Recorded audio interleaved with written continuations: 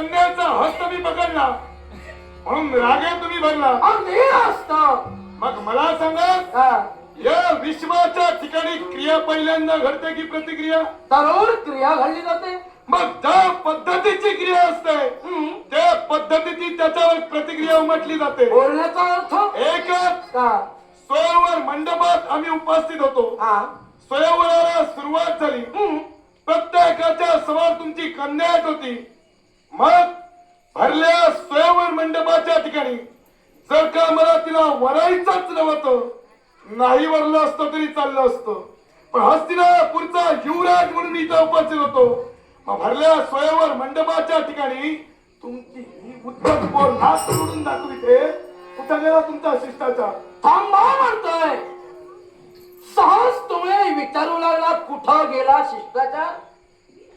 मान्य करतोय कदाचित माझ्या कन्येला नाकही मुरडलं असेल, नाही मी म्हणत नाही, पण याचा अर्थ या स्वयंवर मंडपात वितंडवाद घालून त्याच्या हाताला धरणं हा तुमचा शिष्टाचार का? राजे, हस्तिनापुरची पद्धतच तशी आहे. कशी पद्धत? चोर चोरी करून गेल्यानंतर दिवे पेटवायला आम्ही धावत नाही. चोर ज्यावेळी चोरी होते तेव्हाचा तेव्हा आणि तसं तसं उत्तर देण्यासाठी आम्ही सिद्ध होतो. मला सांगा, या राजदरबारी न्यायाधीश कोण आहे?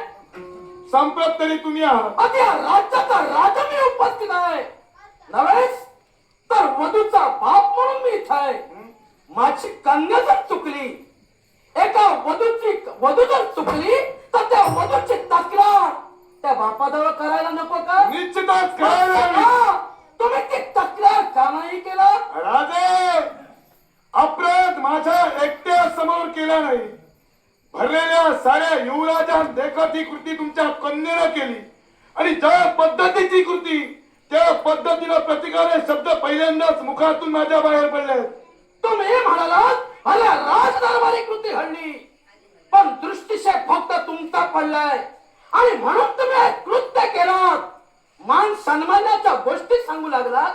तुम्हाला काय वाटलं तुमच्या हस्तिनापुराचा मान सन्मान आम्ही परिपूर्ण ठेवला नाही का? काय म्हणाला? मान सन्मान ठेवून तुम्हाला इथं बोलविलं, इथं आम्ही चुकलो का? हस्तिनापुरचा मान सन्मान ठेवून तुम्ही बोलविला तर तुमच्या मुलीच्या केवळ या अवगुणांवरून दिसून येतं की केवळ हस्तिनापुरचा अवमान करण्यासाठी तिथं तुम्हाला आम्ही इथं तुम्ही अवगुण म्हणू लागलात. तुमचा तरी काय सद्गुण? काय म्हणायचं? म्हणून तुम्ही तिच्या हाताला हात धरला.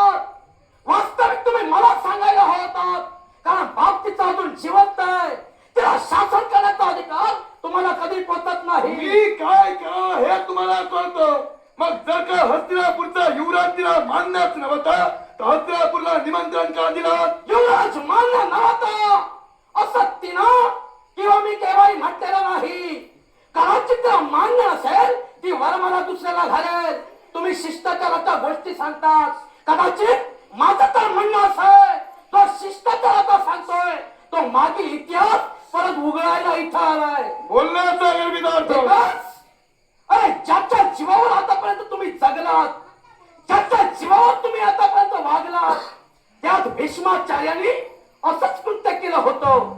अगदी काशी नगरीपर्यंत जाऊन अंबिका आणि अंबालिका यांचा स्वयंवर मांडला असता तिथं त्यांनी तो विध्वंस केला. आणि त्याच उदाहरण घेऊन इथं तुम्हाला उघडायचा होता, कारण कदाचित माझ्या भानुमतीनं तुम्हाला जर वरलं नसेल तर तुमच्या इथं अपमान होईल असं वाटलं असेल तुम्हाला. राजे, मागील गोष्टी तुम्ही उदाहरण देऊ लागल्या, मुखातून तुमच्या शब्द बाहेर पडले. म्हणे काशी नरेश राजा काशीत पर्यंत आमचे म्हणे भीष्माचार्य गेले. अंबिका आणि अंबालिका यांच्या स्वयंवरात मला विध्वंस केला, हरिद्वास घातला. तिथं का गेले होते यांची परिपूर्ण जाणीव आपल्याला असेल. का म्हणले?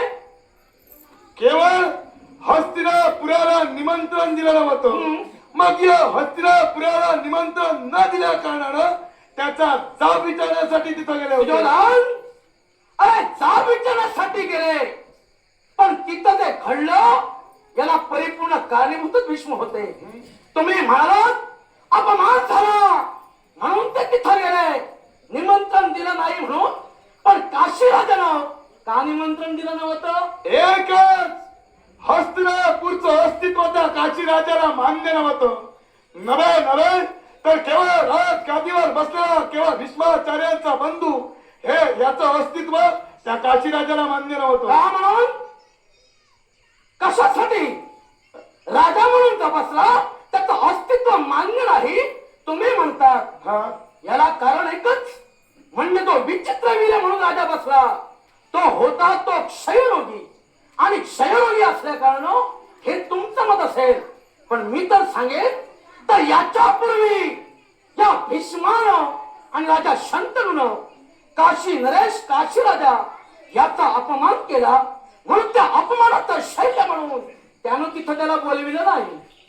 राजे केवळ राजा काशीराजांचा अपमान केला म्हणून बोलविले तुमचे शब्द झाले. पण ज्यावेळी जाब विचारण्यासाठी गेले त्यावेळी केवळ भीष्माचार्य यांचा बंधू क्षयरोगानं केवळ ग्रस्त होता याचंच कारण त्यांनी पुढे केलं. राजगादीवर बसलेला शास्त्र तो कुणी असू द्या, केवळ राजगादीवर बसलेला शास्त्राला नव्हे तर त्या राजगादीला निमंत्रण द्यायचं असतं. अगदी मान्य, राजगादीला निमंत्रण द्यायचं असतं, पण ते सत्यत्वाचं नातं होतं. ते सत्यत्वाचं काशी नगरी आणि हस्तिनापूर हे नातं त्या दिवशी राजा शंतनू देवा तोडिलो.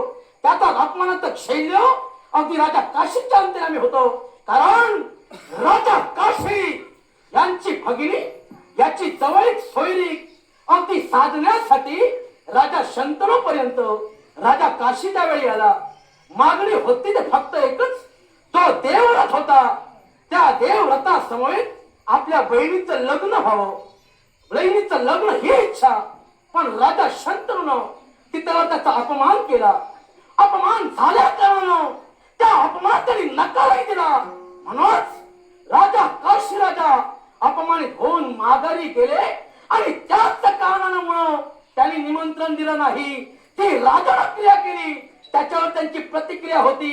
अर्थात तो विध्वंस करण्याच्या उद्देशानं भीष्म तिथं गेले होते ते फक्त स्वार्थासाठी. मुखातून शब्द बाहेर पडले. भीष्मांनी केलेल्या क्रियावर त्यांनी प्रतिक्रिया उमटवली. मग संप्रत तुमच्या कन्याकडून जी क्रिया घडली त्याच्यावर मी प्रतिक्रिया उमटली. काय चुकलं माझं? आणि त्याच प्रतिक्रियेवर मी माझी प्रतिक्रिया उमटवली. यात माझं काय चुकलं का? सम्राट माझी पावला इथवर पडली ती स्वयंवराचा आस्वाद घेण्यासाठी. पण जर का हस्तिनापुराच्या युवराजाचा धडधडीत अपमान जर का तुम्ही करत असाल तर अशा क्षत्रियाला जिवंत सोडणं एक वेळ सुज्ञाला तुम्ही होता तर त्या सुज्ञपणानं माझ्या कंगना जर माफ केलं असतं, मोठ्या मनाला सांगितलं असतं तुमची कन्या चुकली, हो तुमचे वेळपात राजाला पाय सुद्धा धरले असते. पण माझा सन्मान हे तुम्ही केव्हा ठेवू शकत नाही. कारण ज्यावेळी तुझा बाप म्हणजे धृतराष्ट्र याचं लग्न तेव्हा होत नव्हतं, त्यावेळी या भीष्मानं जबरदस्तीनं हेच लग्न स्वतःच्या स्वार्थासाठीच लाविलं. काय म्हणायचं स्पष्ट करून सांगा. मला सांग, तुझे मामा किती? माझे मामा दोन. कोणते?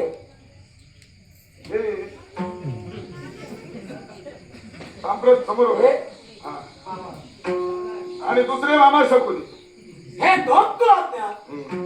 मी सांगतोय तुझे मामा एक आणि दोन नव्हे तर 100 होते. पण त्या 100रातील फक्त एकच जिवंत राहिला. याला कारण म्हणजे भीष्माचार्य. आणि त्याच भीष्माचार्याने अगदी तुझ्या मामाना नवेश गांधार नरेश राजा सुबल याला कारागृहात डांबून ठेवलं. ते स्वतःच्या स्वार्थासाठी. केवळ तुझी आई म्हणजे गांधारी हिला सुद्धा माहित नव्हतं तुझा बाप आंधळ आहे, आणि हे सारं झाकून ठेवून मनाविरुद्ध अगदी तिथं लग्न लागलं.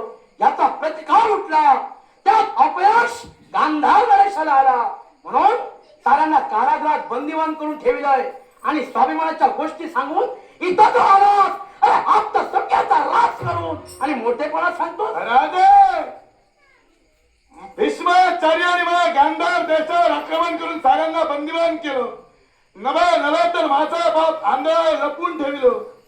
गांधार देशातील केवळ गांधारीनं केवळ ती कोणत्या कर्मानं मंडित होती हे कुकर्म लपून ठेवलं नव्हतं. हे कुकर्म म्हणतोय असं काय ते? एकच ज्यावेळी विवाहासाठी तिथपर्यंत गेले त्यावेळी तिचा पहिल्यांदा विवाह झाला होता हे तिने सांगितलं होतं. अगदी मान्य म्हणाल असते, सांगितलं नव्हतं. मग हे कुकर्म नव्हे? हे कुकर्म म्हणतोय, पण ते लग्न का केलं गेलं? एकच, जिच्याशी तिचा विवाह होईल तो तात्काळ मृत्युमुखी पडेल हं?